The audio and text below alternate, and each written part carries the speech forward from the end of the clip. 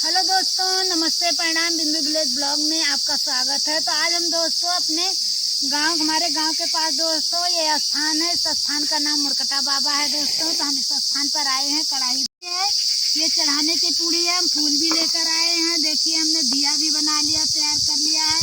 और इतनी सारी पूड़ी हमने इधर भी बना लिया। अभी हमारी लस्सी बन रही है दोस्तों, ये देख रहे होंगे। तो चलो, जब तक हमारी लस्सी पक रही दोस्तों, हम आप लोगों को सुनाते हैं एक सुंदर सा भजन।